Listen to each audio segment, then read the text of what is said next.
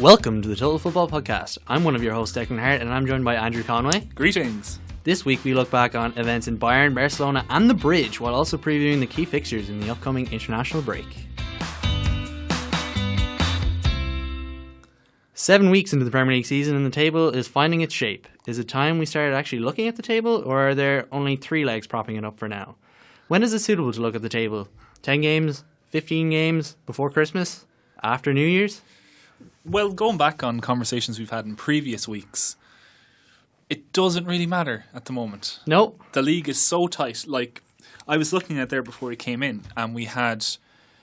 Arsenal have had a dreadful start to the season. That's undoubted. Yeah. They were the calls from us to man, same old Arsenal, their season's over after 3 games when they lost 2 of their first 3 games. They're level on points with Spurs, who are being lauded, and Harry Kane is being lauded. What's that even mean? Yeah, and they're ahead of Liverpool, the team that trashed them 4-0. Exactly. And it all doesn't matter. And they're within touching distance of the top of the league still. Yeah. As are the other teams. Spurs are obviously still in it. Chelsea are obviously still in it. Yeah.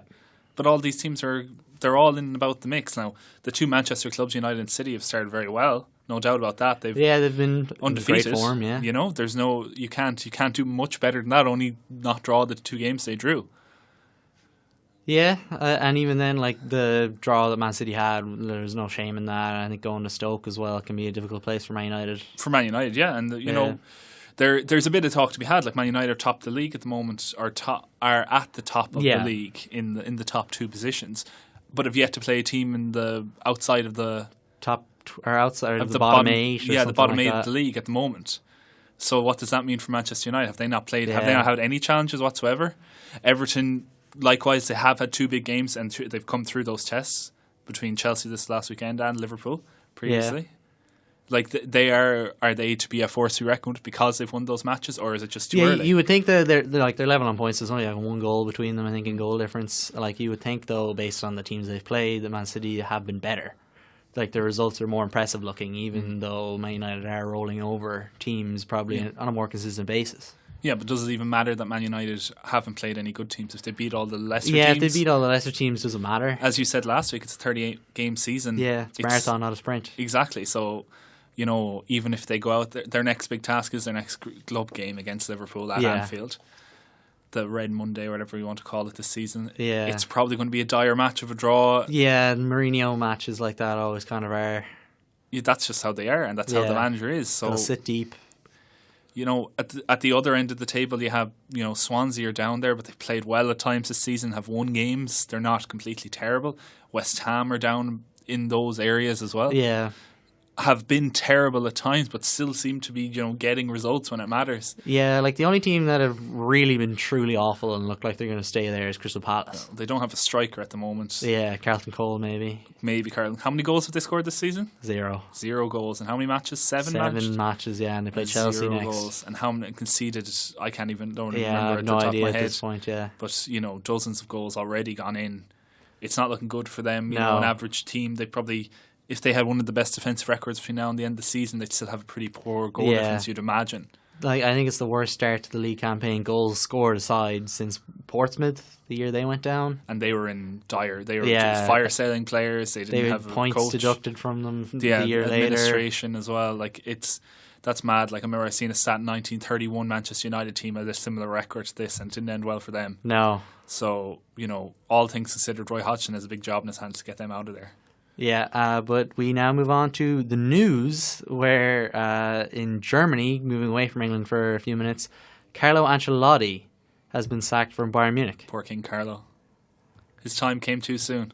What next for Carlo Ancelotti and what next for Bayern Munich? Well, the rumours of Carlo Ancelotti, and they've been like that since before he joined Bayern Munich, was that he wants to go back to England because he loves London. He loves London. I think his wife lives in London. She's a Canadian woman. Yeah, that sounds familiar. So he's similar to Rafa Benitez. He's always trying to get back to England.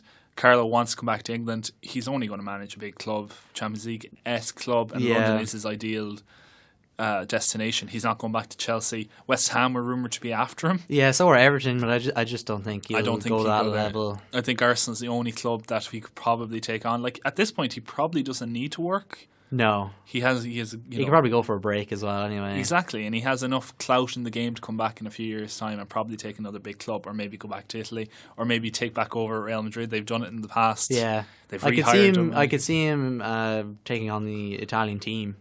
Yeah, that could be an avenue for him. He is the kind of man manager. He does have tactical nous, although if you believe the stories coming out of Bayern since he's been sacked. He didn't take training often. They were holding secret training sessions, apparently. Apparently the players were doing that, yeah. Arjen Robben saying his 8-year-old was coached better than he was while Carlo was there. That's pretty disappointing for someone who is known as an Italian tactician, a strategic player who wants his players to play in exactly the way he wants, whose famed Milan team that won 2 Champions Leagues. Yeah, and should have won a third. And could have at least won a third against Liverpool, the one that they gave away. They were well drilled. They all played positions. There was no fluid movement or total football attempted. It was pressing and unbelievable skill on holding the ball in the counter-attack, and that seems to have just gone by the wayside. Maybe he's getting older, he doesn't care anymore. Yeah, it does seem like he's kind of apathetic at the moment of football management. Maybe a break is what he needs. Maybe the sabbatical that Pep took after he left Barcelona, maybe it did well for him. Maybe it'll do well for him. Like for Carlo, like in Germany, they clearly have the best squad in Germany. Yeah, but they're 5 points off the top already. No, but maybe that's what I'm saying. Maybe he got apathetic as a result of that. There's no competition. Maybe taking over the new and improved Milan side might be he go home and take over them. Maybe they'll give him the drive to bring back the old Carlo. Yeah, that could be a match made in heaven, really. Yeah, and Thomas Tuchel, it seems, will be the heir I apparent. was looking back at Thomas Tuchel, who was Dortmund manager until last season when he left the club 3 days after they won the German Cup. Yeah. A bit of an odd thing. Apparently he lost the dressing room, similar to the way Carlos lost the Bayern dressing room now. It seems like he had arguments with the board as well. Yeah. Like Tuchel is a strange manager. He bans pizza. He regulates every aspect of his players' lives. Yeah, Pierre-Emerick Aubameyang was given a 1-match suspension by Tuchel for going to Italy, I think. To visit his family. Yeah. He's he's a bit of a strange manager. He's still young. He's only 44 now. Yeah. He did amazing things at Mainz when he brought them up to the Bundesliga. Got them. He had them. I think he won 7 consecutive matches with them at the start of the season when he first got them up, which got them well, and they ended up finishing 5th, qualifying to the Europa League. Came back, changed the way they played the following season, and they finished well again. And then he left because he said, "I can't reinvent the wheel twice." There's something to that effect. Yeah. And went to Dortmund then and took them after Klopp had left. And, they were in very much a transition period. They'd lost a lot of players. It seems kind of harsh to say on Tuchel because I don't think he did a bad job at Dortmund. No, but he just kind of, but his standing has maintained gone the down. status quo. His standing has gone down. Even though he won Dortmund's first trophy in 5 years when he was at the club. Yeah. His standing has gone down since the first season. Yeah, he's not an exciting appointment, and it doesn't even seem like Bayern want him on a permanent basis or that long of a permanent basis. The either. Hoffenheim manager being linked with Julian Nagelsmann. It seems like he's destined to be a Bayern manager. 30-year-old, whatever he is very that the Bayern could be thinking of the long game there. Yeah, what they did with Pep. They might be thinking he could be their Ferguson maybe or their Wenger. Maybe, and they have been searching for that for a while. They've always wanted that type of manager and long-term presence. They would have kept Pep happily for all of time if he'd gladly stayed on. They begged him to try to stay for another year. He just had to go to Manchester, it seems. He did. It's a different challenge, new challenge. And Pep's achievements now look better now that Carlo has had his wobble. That's definitely a part of it as well. Like, you can't just walk into this Bayern team. Apparently a 6-year-old can't just win them the Bundesliga. Apparently not. Someone tell Jose Mourinho that. Yeah, but in Spain, rather, Barcelona were playing Las Palmas yesterday. But what was unusual about that match? Well, it was very unusual for a lot of... I don't know if people have been keeping up with the news in Spain over the last day or two, but there was a vote on... Or it wasn't even a vote because the vote didn't even happen. Basically, the Catalonia region where Barcelona is inside wants autonomy from central Spain. It wants to be its own country. It wants independence to be a republic. Now, this isn't shared by everyone in the country. It's only shared by a lot of people in the region. Yeah. And it brought me back. The police and the government in Spain declared the vote illegal and they broke up. They, invaded. Invaded is probably not the best word, but they stopped voting booths happening. Yeah. They closed polling stations forcibly. They also, were very violent to normal people on the streets. Yeah. And at a time like this, it came back to me that I looked up an Ernest Hemingway quote is For Whom the Bell Tolls, which is a book about the Spanish Civil War written by Hemingway in the 30s. He said, "It is right," he told himself, not reassuringly but proudly. "I believe in people and their right to govern themselves as they wish. But you mustn't believe in killing," he told himself. This kind of came back yesterday when there was sheer violence against peaceful protests, and all they wanted was self-autonomy. As a result, Barcelona took a decision after being pressured by La Liga. They wanted to call off this match altogether. Yeah, and La Liga were threatening with a 6-month ban, whatever that was supposed to entail. Yeah, a 6-month ban was mooted. I don't know if it was ever going to go to that serious. Yeah, would have been fun to just see Barcelona call their bluff, though. Yeah, it would have been, but they might have done it. It's not outside the realm of possibility. This is a country that left Franco behind 40 years ago, less. Yeah, but this is also a league that tried to keep Neymar in it more than the team that was actually selling him. True, but disputes can happen. The La Liga president is vehemently against Catalonian independence. So, people at the club resigned over the decision to keep this match going. But Barcelona, to try and compromise and to show their protest to the decision that the match must go ahead, like the planning alone, that they knew this vote was coming, illegal or not, for months in advance. And La Liga specifically put this match on the morning of the vote. Yeah, it's a wonder they didn't try and postpone the match for just even another 24 hours. That's all that Barcelona were imploring, asking for. So instead, Barcelona closed the ground only a short time before the match was going to start. Yeah, there were fans. There was a lot of confusion before the match as well, whether the match was going to happen at all. Like, it was very. Well, nobody wanted it to happen. Gerard Piqué spoke very emotionally after the match, saying like he made his views heard, and they weren't the prevailing winds of the club, but he was very emotional. He said he wouldn't pay for Spain again if we wanted to cause trouble. Yeah. It's really taken hold over there, and we don't know the fallout from the violence as yet. It could cause a big schism in the Spanish psyche, let alone football over there. Like, there is possibility, like, if autonomy, this is a big if and a big hypothetical, if autonomy was granted to Catalonia and Barcelona, what would happen to Barcelona's presence in La Liga? They would no longer be a Spanish club. Now they were offered a place in Liga. That is one possibility. Now, there is precedent in European leagues for teams from foreign countries being in the league of another. Swansea in the Premier League. Yeah, sure. Even in La Liga, Mallorca. Exactly. Well, that is part of Spain. Yeah, or even in Liga, you have Monaco. Monaco, yeah, because it's technically a principality. That's the better example, I suppose.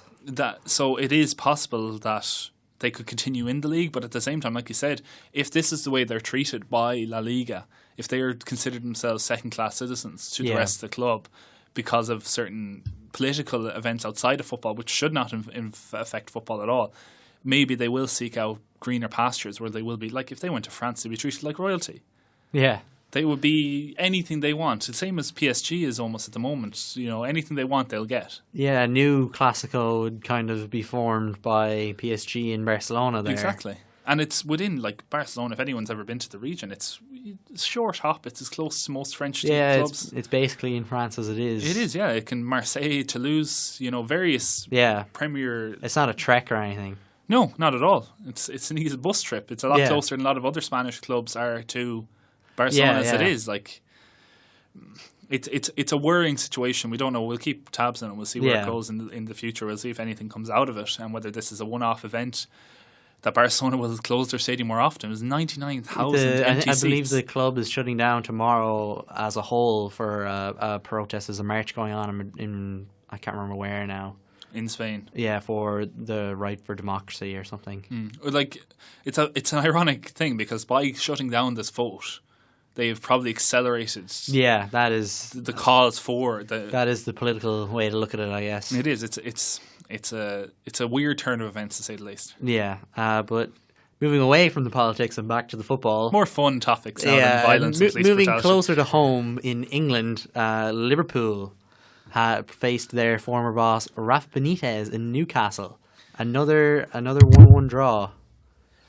Liverpool are in trouble, really are at the moment. They can't seem to It's because they signed Alex Oxlade-Chamberlain, obviously. Yeah, he's cursed them. He's cursed him. He's brought the Arsenal curse with him over up north. But they did not play well. That's to say the least. Like, they couldn't create anything. Daniel Sturridge played. He had a chance or two, a couple of nice movements. He was running on the end of through balls, which is something that Firmino wasn't offering them in the past. Like, Mane, obviously, will eventually offer them that again whenever he comes back. He played yesterday. Did he play yet? Oh, that shows you how much I saw of Mane yesterday. Couldn't even notice him. But, Liverpool, they're not playing well at the moment. Lovely kit. Yeah, I suppose it's kind of nice. It's one of the nicer ones they've had in years. All right. Like Newcastle, I don't know.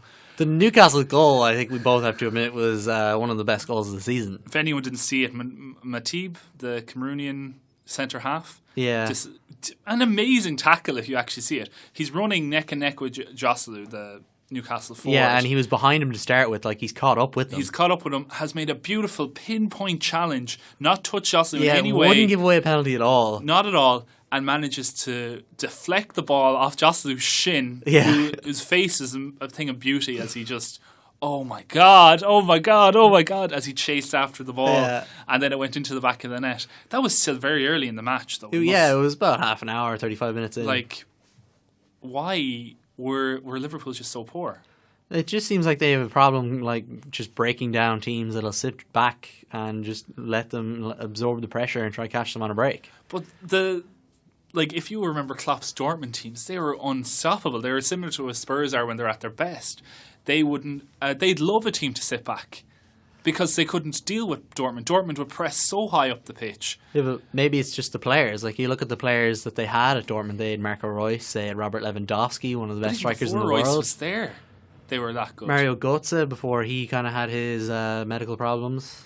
Yeah, but whoever Dortmund put up there, they would still manage to stay with it. Yeah, it's become odd. Like the goal that they did score came from a very stereotypical Coutinho goal. I wonder, has he trademarked it yet? Well, it's just his thing. It's a trademark. It's a good trademark for him to have. Yeah, he just basically pulled off a player worth 150 million apparently. Well, maybe in today's market it might be for Barcelona, but pulled off a player, put it in the top corner. Simple as that. Yeah, it's. If all the players why isn't everyone else? Why is everyone else doing it? Coutinho makes it look so easy. He does. He makes football look easy, which is why a lot of teams want him and think they can improve their side. But Liverpool are not using him to the best ability at the moment. He did that on his own. Yeah, that just kind of happened. There was no sequence of play that built up to it that seemed like it was something they would have worked on in the training ground. Yeah, maybe they're lacking a few. Like, they have a few injuries still, that are important. What about Daniel Sturridge? Like, Daniel Sturridge was playing yesterday, and he just does not look like his old self at all. No, I don't think that. I think his time at Liverpool is really. It's nearing the end. He seems like the kind of striker West Ham could maybe do. Yeah, he probably is at that level at this point. Injury prone. He's not really helping out anything at the moment. He's not contributing anything to the side or adding. Like, he did offer an avenue, as we said, for runs. Yeah. And he got in and behind a few times, but there was no. It's not maybe there's no zip to his play anymore. He seems to have lost maybe half a yard of pace, which is a very cliched thing to say. Yeah. But he's not getting on the end of these balls. So what you think is either the delivery's got worse or he has got worse, one or the other. I wouldn't necessarily say the delivery's got worse. Like, it's the same players there as when he was, if not better players than when they were almost winning the league a few years ago under Rodgers. Yeah, so maybe it is all over for Daniel Sturridge at Liverpool. Yeah, and was Firmino injured yesterday? I think it was the tactical choice. Yeah, it was odd. I still feel like Firmino just plays better at like the spearhead of their attack. Yeah, but maybe they thought, like, Newcastle are not. They're a very tactically astute team. They've got Rafa Benitez, obviously. Yeah. But they're not a team to do the classic everyone camp within 30 yards of the box. They do build out a bit more than the average Burnleys of this world. No disparages against Burnley, but they do play a bit more football. They do try and come up with a bit more action. They're not quite a classic counter-attacking team. No, they have a bit more about them in ingenuity and stuff like that. And they have to be. That's their kind of competitive advantage in the Premier League, is they have Benitez and he's able to do that. But is Benitez what Liverpool actually ironically need? Probably, like, if the ownership situation had not been the way it was when Benitez left the club. Yeah, Hicks and they were a Gillett at the complete club. mess. They weren't buying any players. They Almost were selling went into administration. They did. They sold his best player from under him at the time, Fernando Torres. Steven Gerrard was aging. They weren't replacing anyone. Xabi Alonso was sold. Yeah. You know, you can't blame him for leaving at the time, but I would think that Benitez at the Liverpool sides that Rodgers and Klopp have presided over, yeah. I think he would have come at least as close to winning the league, if not actually succeeding. Maybe a bit more consistent, because if you look at the way that they finished in the league, like under Rodgers, they had 4, and he was there 4 seasons, wasn't it? And like only once did he finish in the Champions League places. Exactly, and Benitez went to Italy, brought Napoli up to the Champions League positions multiple occasions. Yeah, and they're still kind of seeing the fruits of his labour even today. Yeah, exactly. He brought through a lot of the players that are thriving in that side at the moment. Yeah. So maybe a job switch would be in offer. I don't think Liverpool... Klopp at Newcastle. It could work. He'd love the time. He'd love the support. The passion. Exactly. He loves that. He lives off that. But I don't see him... Benitez probably would love to go back to Liverpool, and Liverpool probably benefit from having him. Yeah, the Liverpool fans still love him. They don't love him enough to bring him back. No, Liverpool always want something new and exciting as a manager. That's why they've gone through so many of them in recent years, and they won't go back to Benitez, I don't think. No. But other new and exciting, or well, maybe not new, but exciting managers, Pep Guardiola took on N'Golo Kante at the weekend. The game of the season so far. It's been touted as a tactical battle. It was an interesting... Well, it was interesting from a tactical point of view. It was as if it reminded me of the Everton-Chelsea match earlier in the season, but in reverse. Yeah. It's as if Pep watched, okay, this is how Chelsea are playing against Everton. This is how I'll play against them. They just press right up on the wings, which is the way Chelsea were actually playing out from the back, playing out to the wing backs. He overloaded the wings with his centre midfielders and his But he overloaded in such an odd way. Like, if you look at where the two fullbacks actually ran, they ran centrally a lot more than you would normally think. Who would basically... So if we don't have a diagram to show this to you, but we would say his 2 attacking midfielders, which is David Silva and Kevin De Bruyne, actually moved out to the wings to almost man-mark Marcus Alonso and the right wing back. Cesar Azpilicueta. And as a result of that, those 2 wing backs had to play inside, and then if they played inside, they had their midfielders would then be faced with 2 very defensive players against them, who were the fullbacks, Kyle Walker and... it was Danilo that played Danilo. there. Or no, it was Fabian Delph. Fabian Delph, the Aston Villa legend. How could I forget? Exactly. And they were just blocking everything off, and as a result, they controlled the game. Man City just controlled every aspect of the game. I didn't see Chelsea have really any real opportunities. No, especially after Morata went off. Like, that's a blow. That was half an hour in. Yeah. Like, it is a blow. I don't think it affected Chelsea that much, though. Like, I don't think it made them much worse. I think they were bad overall. Yeah, it reminded me, it was very Mourinho-esque performance against a top 4 rival where he aims to nullify the opposition. Yeah. Like, he played a very defensive mode, and then when Morata got injured, he brought on Willian, another runner who's not a striker the way that... No, and you were seeing them try to play long balls through Cesc Fabregas, and obviously they didn't have David Luiz to help with that as well. Mm-hmm. But there was no one up there. It was like they were playing a 3-5-2-0 as opposed to just a 3-5-2. Yeah. Like, there was just no one there for them to actually aim for. To receive, to play it off, to bring the play forward. To let Hazard kind of run through and play off of. It was weird. It was like he almost consigned himself, okay, it's 1-0, we'll keep it at 1-0. Yeah. We might get something, not likely, but we might get something. We'll move on to the next match. He was happy to get out of there without getting beaten the way that, say, Liverpool were against them. Yeah. Because Liverpool have an excuse for that match. I know Chelsea kind of do as well. They lost Morata, but Liverpool lost... But they were able to replace him. Exactly. Liverpool lost Mane to, and you know, a psychological blow that was as well, because suddenly the Liverpool team were on the back foot from that. Yeah, and they were already 1-0 down at that point. Exactly, and it kind of just destroyed morale, and then the whole team just collapsed. Yeah. This was like, it wasn't as emphatic win, but I think it was just as disappointing a performance as the Liverpool one. But so do we hand City the title now that they've dethroned the champions? We may as well, to be quite honest. We had a long discussion about after only 7 games. No, you know, it's not over. They still have to play each other. Of course, it's not over. We're not even contemplating that the league season's over yet. We're just being, you know, facetious at the moment. Man City are the best team. They have the best players, but you can make an argument that last season Man City still had better players than Chelsea. Man United probably had better players than Chelsea. And they didn't come close to winning the league. No, but Chelsea also didn't have Europe last season. True, and that could have an effect, but we've only had 2 matches so far in Europe. That's true, and Chelsea obviously had the disadvantage with the way the fixtures in Europe were played this weekend. True, that they play on Wednesday and Saturday, so it's a bit more tiring on them. But they had a good performance in the midweek. It's not, and it's early in the season. I know they're saying, they have a week to prepare. Yeah. I find that a bit... I wouldn't buy the excuse just yet. If it was April and they had 9 games in 4 weeks or something, then I'd maybe be a bit more sympathetic towards N'Golo Kante. But for now, can we just... The last 3 league champions have been Chelsea, Leicester and Chelsea. All 3 of them weren't in Europe that season. Chelsea were. Were they were they in the Champions League that season? Yeah, was that not the season they got to? Was that the year they lost to PSG, or was it, that was? Oh, you're right. So it's only the last 2 seasons that the league champions have not been in Europe, and people have made it's such a big deal. And when Liverpool almost won the league under Brendan Rodgers, it's because they weren't in Europe. Yeah, and so on and so forth. Well, no, you could. You're finding causation where there's just correlation, as in these things are just happened. They're coincidence. Yeah, they're not the reason why these things happen. The real reason Liverpool did so well that year is because they had the best player in the league. They did, and they had the best forward unit in the league that all operated greatly together. I wouldn't necessarily say Europe was the reason why Leicester were able to go on their charge. There were a multitude of reasons why they were able to go on and win that league.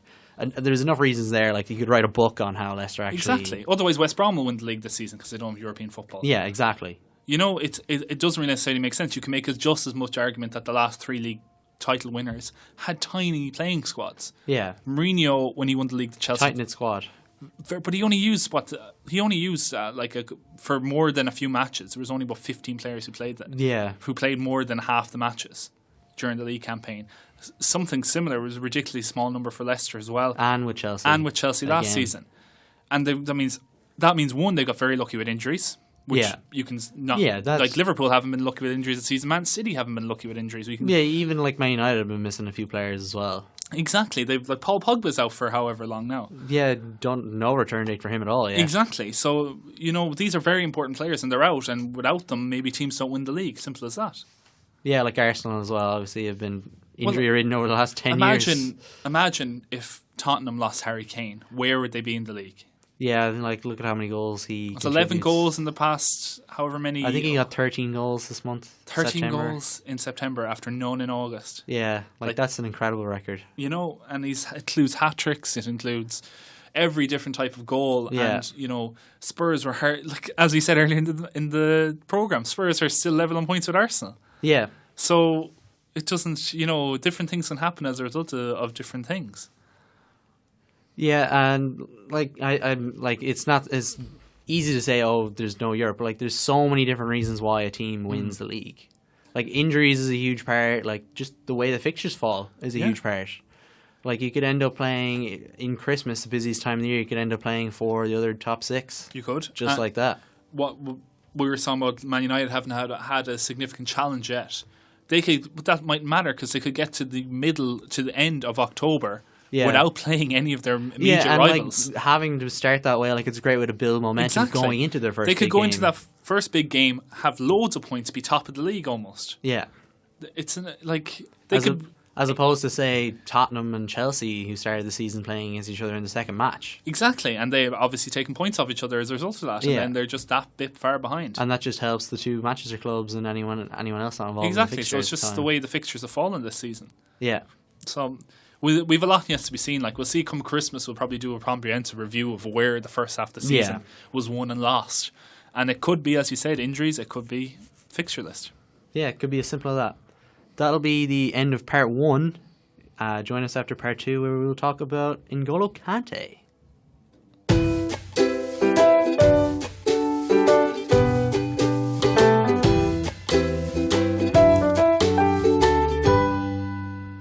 Welcome back to the Total Football Podcast. Now we're going to go do our topic of the show. Now, we haven't really spoken about this beforehand, but I've noticed... And obviously, when Leicester did win the league, there were 3 key central players to that.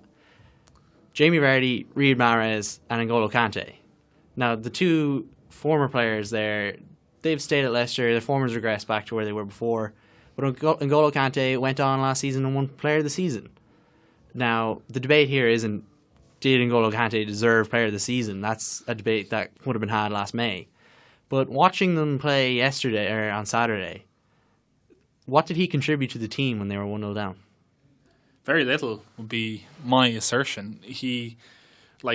Yesterday, Conte adopted not a new system, but a system that was slightly different, akin to the one he played in midweek against Atletico Madrid, where he had 2 holding players. Yeah. And then Fabregas was free to actually play rather than playing the holding position. Yeah, he could play maybe more of a quarterback position, or he could play further forward. But maybe the fact that Fabregas wasn't there anymore meant that Kanté wasn't looking as swashbuckling as he normally does. Because, say, when Kanté played alongside Danny Drinkwater, or when he played alongside Cesc Fabregas last season, those players were not defensively minded players at all. No, they weren't doing the tackling. They never made tackles. They never ran a huge amount of distance. They never got back and made those goal-saving blocks and clearances. And now that Kanté is backed up by someone else, he doesn't look as frightfully good anymore. You wonder what the point is in him being in the team at all sometimes. He has, he's a great engine, but he isn't technically gifted in the way that Bakayoko, say, is. Bakayoko. Celestine Babayaro is ruining me. But the way that other players in the Chelsea team are, they like Bakayoko can, he can play basically anywhere in the midfield and further forward even. Yeah. Because he's that talented, he's that skillful, he's that intelligent of a footballer. Kanté is very fit. He's very he up for the runs game. Around a lot. He's very committed to the performance, but he's not a wonderful passer at the ball. He's not spraying long balls the way that Fabregas No, even can. just at one point against Man City, there was a time when Cesc Fabregas drifted in a great ball from the left into the right edge of the box. Mm-hmm. And it fell to N'Golo Kante, and you just thought if it fell to any other player, Chelsea would be in there. It would have a better chance. But instead, he just completely fluffed it. I think he might have got a corner out of it. What about the notion of putting David Luiz in the Kanté position? If you're playing another holding-esque midfielder, if you're playing Danny Drinkwater, if you're playing Bakayoko alongside... I think that could work. Because Luiz offers that bit of creativity. He offers that bit of, skillful play on the ball. He has that range of passing. He can shoot. Yeah. Kanté, Kanté's goal scoring record isn't as bad as you would have him believe by 2 goals at Chelsea, 3. But the way they celebrate when he scores, it's as if a goal he scores. But if you do look at the goals he has scored, like the one against was it Leicester this season, he just took a shot, and you wonder why Kasper Schmeichel didn't save that. Yeah, you have a bit of that, and you have the one he scored, I think last season. One of the ones he scored. He got 2 against United last season. One of them, remember, it was a tap in. It was just created for him and left on a plate. Hazard, just made the goal. It wasn't as great skillful play to get in there. Maybe his time has passed, and he had 2 wonderful seasons where he was everywhere. He was you cannot deny his stats. He makes the most tackles in all the European leagues. I think what he achieved with that Leicester team was fantastic, but I don't think what he did last Chelsea season was it really I think. Well, he made more tackles than anyone else. Now maybe there was accentuating circumstances that allowed him to make those tackles if he was making the tackles of himself and Fabregas and some fullbacks. You look at someone that, I remember there was a clip going around last season where Fabregas had lost possession and Kanté won it back immediately. Mm-hmm. And then Kanté gave the ball away, and then he won possession back immediately, and then he gave it away again, and then he won it back again. The Kevin Kilbane complex of his second touch always being a tackle. Yeah, there is a bit of that about him, that maybe he isn't at that elite level that his position in the club as player of the year would lead you to believe. Yeah. He seems like the kind of player that Chelsea would want to come on if they're 1-0 up against Man City, but to take off immediately once they go 1-0 down. Yeah, the John Obi Mikel type of utility role. You could be right. Maybe his time has passed at the very top especially echelon. You see they brought in Bakayoko this season, and he just seems like he is just a more versatile version of what Kanté is. He's a very good tackler, but he can also pass. He can actually take part in the build-up play of a Chelsea attack. Well, you see, maybe it's because football goes in cycles, especially in midfield, is that you get a time where you want position-focused players, as in they have a role and that is their only role they're playing. This is why was part of the reason why Claude Makélélé was sold from Real Madrid in the Galacticos era, is because he could only play one position. And they're the managers were well, he can only do one thing. That's a waste of a position. Yeah. We could get a player that could tackle and play the ball forward. Yet he goes to Chelsea and he becomes a legend at the club because of that skill he had. And then everyone wanted a Claude Makélélé player. That evolved then to skillful, creative, small Spanish players. David Silva, Xavi, the Fabregas. The Alonso type of player who kind of could do tackling and could do positional defensive play, but were also amazing going forward. And then you have the box-to-box Steven Gerrard's, Paul Pogba's of the world, who don't really have a defined role, who don't have immense skill or immense talent in one particular area. Yeah, they're just kind of a jack of all trades. They're an all-rounder, exactly. So maybe we've had a couple of years now where there has been a defined roles, like Leicester, a very systematic team. Jamie Vardy ran the ball. Riyad Mahrez went up the wings, did the channels and crossed the ball. Kanté made tackles. Drinkwater made short passes. The defence did their job. Chelsea, similarly, their fullbacks ran up and down the wings. The defenders held their positions and brought the ball forward. Kanté made tackles. Fabregas passed it. Eden Hazard beat players. And whoever was up front, Costa at the time, would score goals. Very functional, won the league. It's very similar to the way Real Madrid kind of play as well. Yeah. Maybe that's coming around and changing. Maybe we're moving back to a place where maybe we have a more all-rounder type of game, the way Manchester City, Manchester United play. There isn't who plays that defined Kanté role in the Man City side at the moment? You don't really think of anyone as the tackler in the team. Like Fernandinho and Gundogan can kind of play in a similar area in the pitch, but you wouldn't say what they do in the pitch is the same as what Kanté does. No, you'd say it'd be closer to the Bakayoko type of player, the all-rounder, the Matic. Yeah. Matic, I wouldn't consider Matic necessarily a complete destroyer. He does play passing as well and plays it forward, and he's at Man United right now. Similarly in Liverpool, there's absolutely no player like that in Liverpool, which is why they're in a bit of defensive quandary. And Spurs as well, they don't have like Eric Dyer maybe, a converted centre-back, but it's only because he's a converted centre-back. They do have Wanyama as well. Indeed they do, but Wanyama's influence on the matches, if you've noticed the last couple of seasons, has become less and less since he originally exploded onto the scene. And it seems like Dembele is in and out of the team these days. I can't remember seeing him at all this season. He is he has a foot injury that apparently is threatening his career. I was wondering why I hadn't heard much about him this season. He had surgery over the summer and it took, but then he said he wouldn't be the same player again, which is probably not a good thing to say to the public. No. But yeah, he's being treated very carefully, I think, at the moment. You'd worry a bit about him. But again, he's an all-rounder type of player as well. Yeah. In the vein so of Pogba. what does this mean for the Premier League going forward for midfielders? Well, the midfield role is probably the most evolved, or is the most cyclical of the positions on the pitch. Like the way in which it went from possession football and back out of possession football. So quickly. Yeah. Whereas you don't see that in defence. Like you see now, they like to play out from the back, but I think that's been an evolution of 20 years in the making. Yeah, that's been just the way the players have gone. I don't think it's not a tactical choice the way that this midfield type of role is changing.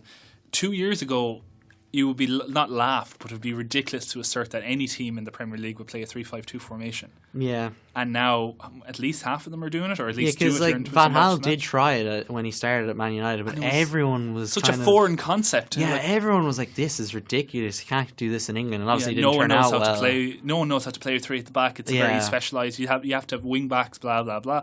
But then, amazingly, players adapt, teams adapt, and these things happen. The same could have been said 15 years ago about 4-5-1. No one in England would dare play 4-5-1, and it'd be so negative and defensive, and there's no specialist inside forwards in England anymore, and so on. It's all centre forwards, and now the traditional English centre forward doesn't really exist. You can make an argument about Kane, but I don't think he's a traditional. No, I would say he's more of a continental. He is. He's like Robert Lewandowski. He's like he can do so many things. He can play. He can run. He can create. He can take corners. He can take corners sometimes.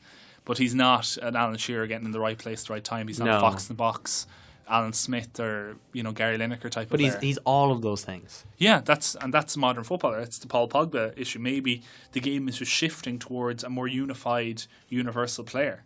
Yeah, you think of when Paul Pogba was at United first, and you think he just didn't. His kind of player didn't fit into what football was then. Yeah, and that's kind of why he left in the end, because Ferguson just didn't want to play him. Yeah, because he didn't fit into the team. But now football has come full circle again, and Paul Pogba is the exact kind of midfielder you want in your team. Yeah, I still say the jury's a bit out on Paul Pogba in that Man United team. I'm more using Paul Pogba as a catch-all for all as an those example. players. For Who else is like Paul Pogba and has succeeded in that? Blaise Matuidi, maybe, perhaps. Yeah. A similar type of player who's now at Juventus. All action, all the time type of player. Wants to be defending, wants to be attacking, wants to be passing, wants to be running up and down. That's, Yeah, and there's obviously, like, Pogba is a unique athlete in some sense as well. Like, you look at his long strides, the way in which he can go back and forth up the pitch for a whole 90 minutes. It is unique. Like, players do have good stamina these days, but his is maybe it's just he could go through the pitch in such a quick way of time just through his strides. He doesn't need to be as fit as everyone else, but he still is. Correct. That's the way modern football is, and it has to be now, and that's the way his body has made him worthy of it, and we'll see whether his skill and everything else can take him forward any further than he is at the moment. Yeah, and obviously, as you said, the jury is still kind of out. I think he has started the season well, but we'll need to see how he reacts to coming back from his injury as well. Absolutely. That will be the end of our topic of the show. We will be back in for part 3 to look at the international fixtures coming up.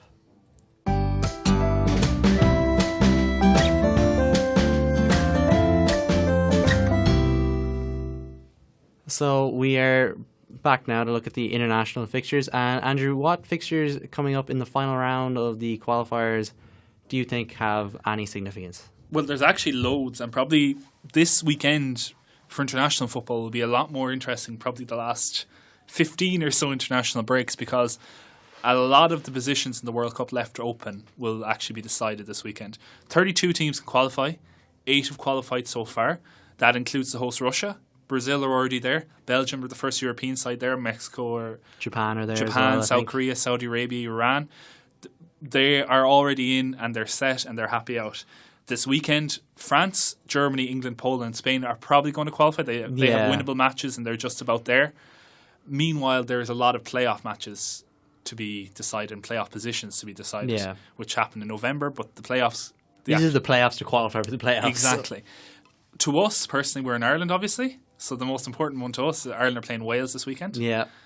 They're playing on Monday. Or Monday, the end of the weekend, if you will. They're playing in the Millennium Stadium. Yeah, and Real Madrid are trying to convince Gareth Bale that this is not a match of any importance. And if that is the only thing keeping Ireland going at the moment, they a lot of Ireland's players, in fairness, have played better this season than they probably played at the beginning of most other seasons in the previous years, including years they've qualified for tournaments. Yeah.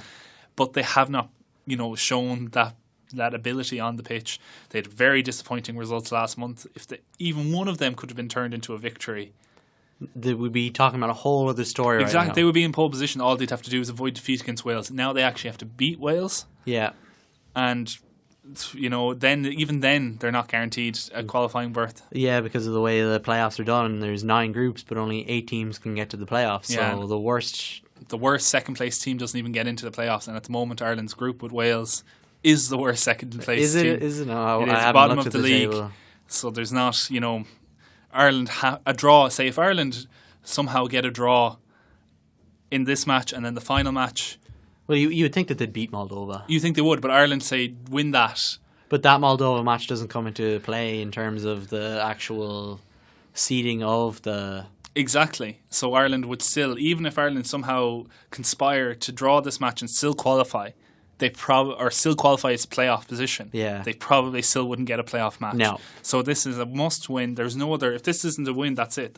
The group is over. Yeah. Wales are in the playoffs, or at least have a chance of being in the playoffs, and Ireland are goosed. Yeah, it does seem that way. But should Martin O'Neill leave at the end of this campaign? I think whether they qualify or not, he should leave. I think a decision must be made at the top. But he's got us to the Euros. He has had a good run, but his methods have become more and more stale. And with international football, there is no problem with changing your manager every couple of cycles. In rugby, it's almost seen as if you don't do it, there's something kind of wrong. Yeah. And in other sports, it's like that as well. I know there is something to be said for continuity, and Ireland did reasonably well keeping managers like Jack Charlton and Mick McCarthy for long periods of time. And there was a bit of... but in those times, there was more planned thinking than there is now. the managers really did, get into the bread and butter, the grassroots of the game. They tried to coach from upwards and downwards. I know it was a different time, so things were different than they are now, where it actually is more money and more focus on that side of the thing. Yeah. But I think a manager who has more wholesale approach to the game, could do a lot more good for the whole game than Martin O'Neill. So who is it that you would like to see come in? Oh, I have no idea. I don't know. You would say Marco Bielsa from Lille just for the crack. Yeah, just the banter, really. Yeah, but there isn't. That's the thing. There isn't. I think Ireland probably should look to cultivate and promote from inside. Yeah, there's the Cork City manager and the Dundalk. Brian Kerr was a bit tactically naive when it came to real high level international football. He was another manager who came from the inside and took Ireland on and didn't do that well with Ireland. Did better than the previous campaign, and the preceding campaign that Steve Staunton was manager of. But at the same time, he didn't do that well. He was shown out, and there is an argument for maybe bringing some international nous and experience. Like, there is managers out there who would happily take an international job. Yeah. Like, there was talk at different times of, player or managers in the ilk of Martin O'Neill, the Sam Allardyces of this world. Yeah. And whether they'd be interested in it. And it's kind of worked out for other countries. Chris Coleman, not considered like the top grade manager. No, like the last job I remember him being in was relegating Fulham, or nearly relegating Fulham, rather. Well, he did okay. In the end, he did okay with Fulham, and then he took on Real Sociedad and didn't do as well there. But he had personal things going on. He was still a young manager. Yeah. He still is a young manager. Maybe, this is the pinnacle of his career, and fair enough, it's been pretty good for him. But a manager in that ilk that can actually, has experience, a Steve Staunton-esque appointment that actually had experience, not just... Oh, this guy was great for us for 100 odd games. Let's give him the job and let's watch us crash and burn against Cyprus.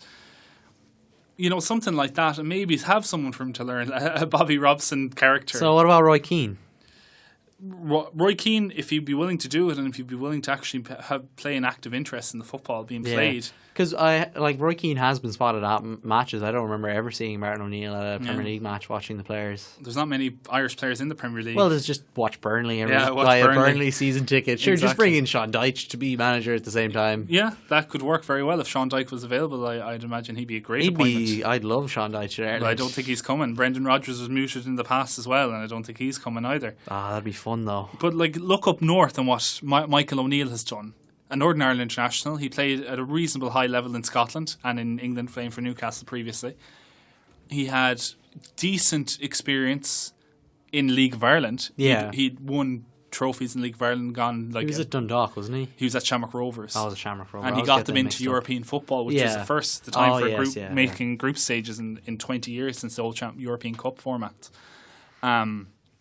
So he had done something, but then he just went leaps and bounds. He threw himself into the job. He, examined grassroots football. He did his best to not let as many players leap to the Republic as were done before. That's something that has to be applauded, and maybe it's something that can be sought in another manager.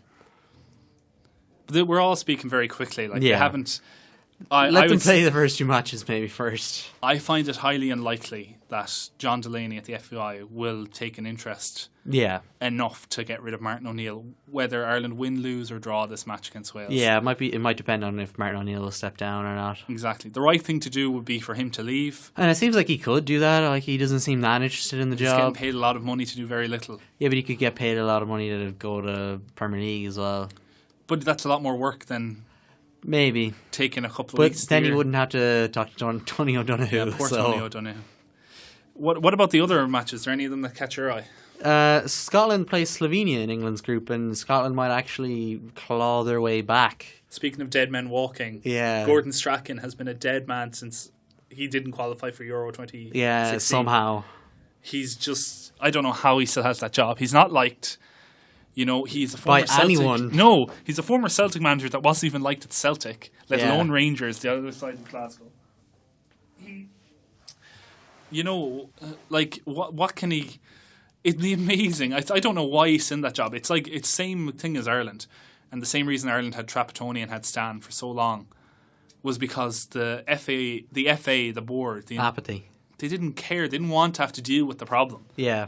And that's something that's happened in Scotland as well. They hired Craig Levein to try and rebuild the whole Scottish order, and he went and played no strikers. Was it Moldova or someone, or Yeah, Macedonia? it was someone like that. Maybe Macedonia, maybe. He went and played no strikers in a winnable match, and it was kind of appalling. He was sacked for that. But Gordon Strachan talks a great game. He talks about how, he wants to get the players there kicking the ball against the wall and learning its skill and getting the ball, play with the football, and don't worry about winning and all this. He talks a great game, but it hasn't transferred over to the pitch. Like, it's a country of millions of people, way more than Ireland have for a playing pool. Yeah, and like a lot of Premier League managers have been Scottish over the last few years. Exactly, and they have good, they obviously have tactical nous. It's just some kind of weird stoppage with their players. They have just a psychological block, it seems, when it comes to actually qualifying for these things. Like, they had qualification in their hands in the Euros, as you mentioned, and they ended up losing to Georgia.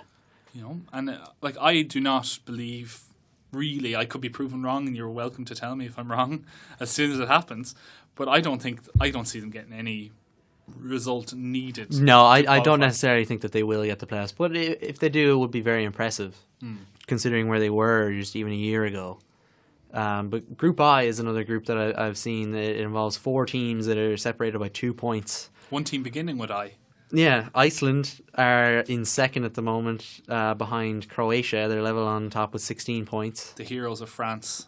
And 2 points behind Ukraine and who's the other team? It's Turkey. Turkey, yeah. Iceland play Turkey this weekend. It's on Friday night. It's a 6-pointer, if you will. Yeah, Friday evening. It is a 6-pointer. If Iceland can win that will secure a playoff place, you would think. At least, yes. Yeah. I think Iceland have had some weird results in that group. They didn't beat Finland, I remember, at one stage when the group was in their hands at that point, and they didn't take advantage of it. Turkey are a good side. They have a lot of good players, but that Iceland team just have such belief behind them. Yeah. And they do have a very firm unit. It's a case like maybe Gylfi Sigurdsson can turn it on for Iceland the way he hasn't done for Everton. That I think they could get through. It's going to be a tough match. They could still get out of the group without beating Turkey and winning their other matches and stuff like that. So it's not the end of the world if they get a draw, but it doesn't suit Turkey. So they'll be going for this as well. Yeah. It's all open. Yeah, it'll be very interesting to see how it plays out, because there's fixtures on Friday and then there's fixtures on Tuesday, and there's fixtures in both of those days that we'll see how that group plays out. I think it's the only group where that really happens. Yeah. Like Portugal plays Switzerland in what is basically a playoff, but I don't think that's of the same kind of consequence that this will be. Yeah, there doesn't seem to be that, that urgency to that game. Like, both teams are already qualified in Portugal, or not qualified, but they're already in the playoffs. Yeah, and you would think that Portugal would be okay with a playoff. Yeah, they generally do well out of the playoffs in recent years. So it's not the end of the world for them. So yeah, it is the most interesting. It's the most to play for. There is a bit of action going on. There's other international matches that I'd like to speak about as well. Yeah, there's some out of Europe. Yeah, the main one is in CONCACAF in North America, where at the moment the United States of America lie in the playoff position just behind Panama, and they're playing Panama this Saturday night in Orlando. If the United States don't win that match, I think they're basically done. They won't get the playoff match because they're right behind them is Honduras, who have winnable matches, or at least doable matches at this stage, and could sneak that playoff position ahead of them. Yeah. And then that would be a complete farce of a situation. They sacked Jurgen Klinsmann, who, I think his time had run at America, but they brought in the old manager, Bruce Arena, who has done nothing to change the match. He's been criticised and often times because he just doesn't shake up the squad. He doesn't bring in new players. He doesn't try new things. Yeah. It's kind of an opposite to Klinsmann's issue. And I don't think either of them are really helping the situation. So this could be vindication for those who want Arena out. But at the same time, it'd be the first World Cup the United States haven't qualified for since '86. Yes. And they were amateur in '90 when they qualified. So this is pretty appalling that if they don't get this result on Saturday night. Yeah, Panama, usually the World Cup does well in America. Like, it's the one time in every 4 years that America actually watches the sport. It is, and they get new players from it. And if they do, it'll be a bit of a tragedy. If they don't qualify, that interest won't be there, and there'll be a generation of people growing up that just won't have an interest in football. And there's a World Cup going to be on there in 8 years' time. Yeah, potentially, yeah. No, I think it's been granted, hasn't it? I don't think they've confirmed that yet, because they'll have to go through a whole process to confirm that. Okay, but I think most likely it's going to be in the United States in 8 years' time. Yeah, you would think that it will most likely be there. And, that would mean a lot of players who are, kids now who are like soccer, who are playing, who are 10. Yeah, they'll be the people that will be playing in that World Cup. Exactly. And if they don't have this World Cup to cling to, maybe they won't continue playing football. Yeah. Maybe they won't have that career. Maybe the United States will do worse than before. There's one other match I want to talk about in international football. Or not one other match, but it's one other thing to look out for. Region is South America. At the moment, Argentina is sitting in the final playoff position. If they win that match, they go on to play New Zealand in the playoff. Or if not, if they win the match, if they hold on to that position, they go on to play. They have tough matches up in the high altitudes of Bolivia. Yeah, and they have a terrible record in Bolivia. Exactly. Chile are right there as well, right behind them, 1 point behind. And they could also qualify this weekend. But one of these big teams is almost certain not to get there. Which do you think it'll be? Argentina with Messi? It's probably the last real chance of the World Cup. It would be a shame to see Argentina not qualify. Like Chile have had three great tournaments on the bounce now, isn't it? They had a good. They won two. What do they call it? Copa Americas. They had a good World Cup before that. Like they've spent a lot of time together. You wonder maybe is there a bit of fatigue? Yeah. Is that why they've not been playing as well? Possibly, like Alexis Sanchez has not had a last good. Yeah, apparently there's unrest within the team as well. Like there were problems with Sanchez and other players apparently earlier in the campaign. Although maybe that's sorted out by now. It's just they're not performing the way they should be performing. Yeah, and similar for Argentina, like they changed managers. Yeah, you would think with Sampaoli now in the team that they'd be able to play. But they haven't put in one good performance since Sampaoli became manager. They've only played twice since Sampaoli came in. Played twice competitively, but they haven't. Neither of those games, they were winnable matches. Yeah, they didn't put in any kind of. That's a fair point. Yeah, like it is very worrying, and it's Messi's last real chance to put the critics. Yeah, to sleep. You wonder if they don't even qualify for the World Cup. What will happen with Messi going forward? He'll probably just he's retired before. Yeah, he retired before. He'll retire again. It's weird. It's just that curse that follows Messi around when it comes to international football. Yeah, so close yet so far. Yeah, and this could be the final leg, the final humiliation if he doesn't qualify. Yeah, and that'll be a damage to his reputation in Argentina anyway. Oh yeah, like people in Argentina will always consider Maradona the better player as long as he's the one that's won the World Cup for them. Exactly, and there's nothing Messi can do bar winning a World Cup in impressive style to change that. And he's gotten so close. And what will the World Cup be without Argentina? You see them as they're kind of like maybe a South American Holland in a way. Like it's not a World Cup without them, but they're never really always up there. Yeah, sometimes they just have dire World Cups like 2002 and stuff like that. But it's still Argentina. Like they always have, and they have such a good team as well. They always have such a good team. But like, it's not even just Messi. Like they have players like Dybala, Icardi. A lot of players have come through that weren't there even 4 years ago in Brazil in the World Cup that got to the final. Yeah, most of the core team from that side are still in place. Di Maria's still there. Yeah, Messi's obviously still there. Mascherano's still there. Lavezzi's still there. I can't think of the fullbacks. Marcus Rojo Pablo Zabaleta. Yeah. All those players are still, they're still playing football. Yeah. But they've added such quality and class since Otamendi's come through. I know he does play well for Argentina. Yeah. Icardi has just been fantastic for Inter. Paulo Dybala, as you say, is just like a new Messi. These players deserve to be in a World Cup. But they might even qualify out of their own. It's not like they've been hard done by. They've been it's the same qualification as it was every other time. Yeah, they've just not performed to the level of the other previous teams. And that's a real shame for the World Cup. If they're missing from the World Cup, all well and good, all fair enough to Peru for getting there or Chile if they do manage to you get can't there. begrudge the team that's taken their place either. No, but it'll be a lesser World Cup for definitely. Messi not being there, for Icardi not being there, for Paulo Dybala not being there. Exactly.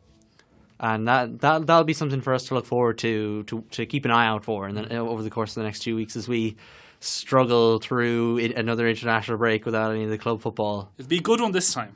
I promise you. That's what they always say. Well, but on that bombshell, it is time to bring the show to a close for yet another week.